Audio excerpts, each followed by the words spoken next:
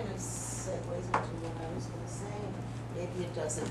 One of the things that I tried to do when I first came on the board and I was doing the communications committee was to have meetings with the teachers and staff at 3 different schools, just to have conversations about what is working, what do you need. And I ran into some problems because the union almost filed an unfair labor because they thought I was going to talk about negotiations, which wasn't my goal. But what came out of that, a couple of the people that did come, one person who had been over in another district told me that the school board had a committee that would come around to each, and each department would come to them and explain what they were doing.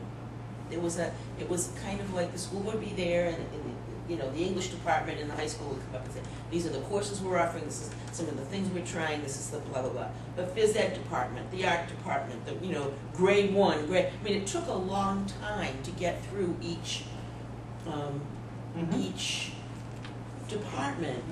So it probably would be something that you wouldn't try to do all but she said it made them feel like the board was interested and cared about what was going on and knew what was going on within the school district.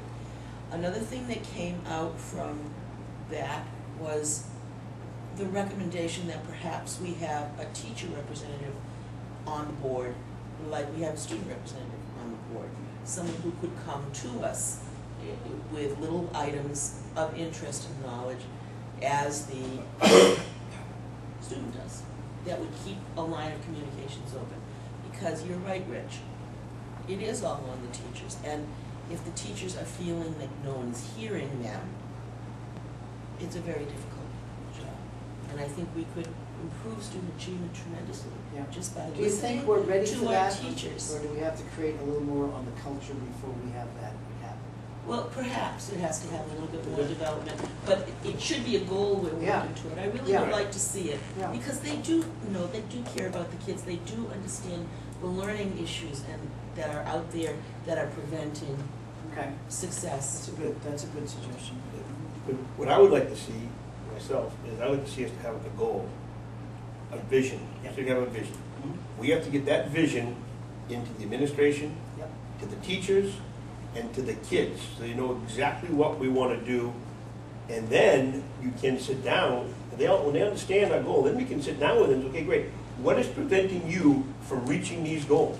So should it be us that are determining these goals, or should it be it's the us. whole? Should it be the whole, all of the stakeholders? No. Well, you have 2 sets of goals, Terry. You have each school, depending on where they are. I'm not saying. I'm saying vision. Right. Each school probably has a vision statement right now. They should. I'd be shocked if they did. And each school we know has a set of goals that they try to accomplish.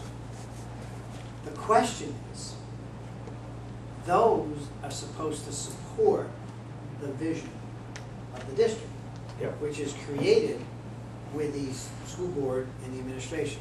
We have a common vision that we're doing together. And it all links together. So I think we're saying the same thing, but it shouldn't be, I mean, in the perfect world, if you were founding and just starting today, you create your vision as a board, and then the schools would create their vision that would tie to that and their goals, and then the professional development support, and then the finances would come around to support, you know, what was trying to happen. So we live in the imperfect world, where we're maybe, there is a vision. I read it. It's like all the other visions. But it's not operational if you don't know it. But is it the board that sets the vision and the goals, or is it the community that sets the vision and the goals? And so that's the chicken and the egg. Now that they know that the chicken had to come first because of the DNA in the egg. So the chicken and the egg is this. You set your goals based on what the community is looking for their schools to be. But we don't know that unless we have some sort of input from the community before we set those goals. But I think you do in terms of you have a lot of perceptions. You've shared so much information that I don't even know if you knew you had. But you've got Lots of stuff here. We are the representatives of the community, just like you have Congress, just like you have this.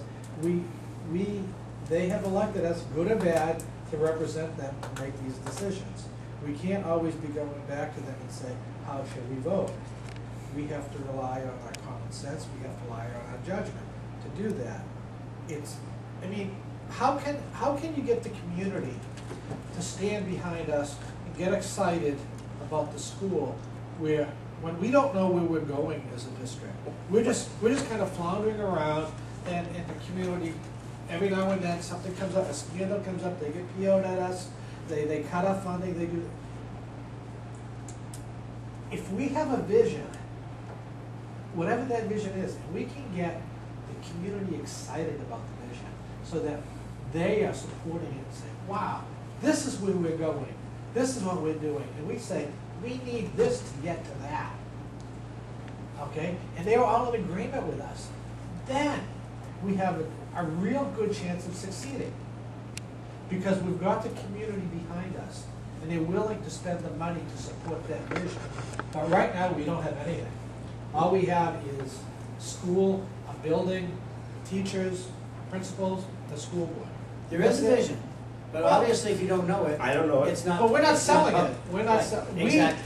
And we, So- now, we don't, I don't believe that we have a vision, because the five of us are the ones that have to come up with that. There may be something that's out there. Personally, What? I do. I have a vision Well, personally, not a board and you do, vision, yeah. and he does, and I do, and we all have individual, but we But it's don't not written, collectively you can A have vision can be just a few words. Right, but it's not written where everybody knows it, that everybody in the So whole. a future district. agenda item, because we're Yeah. gonna move off this topic, will be, there needs to be a common, a document, a paragraph, something from the board that says this is what we're trying to do. So we'll do that. The second thing is, at the bottom of every one of your agenda, and I don't know if you do this now, but if you have 3 or 4 goals that you identify, that should be on every agenda, at the very bottom. School board goals. So they can say, here they say it Yeah. over and over and over. They know what Right. it's about, okay? So that we can add that as another thing that you can do, so it's always out there. But those need to be very clear so they can be measured. So if it's, and unfortunately, we are gonna have to use some of the criteria that the state uses, so kneecap, if you wanna be in the, at least 20% in the next 3 years, then you say, our goal over the next 3 years is to be in the, is to, I don't know if you wanna say, is to elevate our kneecap score for all subgroups you can leave it open, as quickly as possible. It doesn't sound too laudable to say 20%, if I look at that. So I don't know how we say that, because that's like saying to the public, we really are bad. Because if I saw that as a goal, I'd say, oh my God, if I didn't know they were 5 from the bottom, and I saw that, I'd say, oh my God.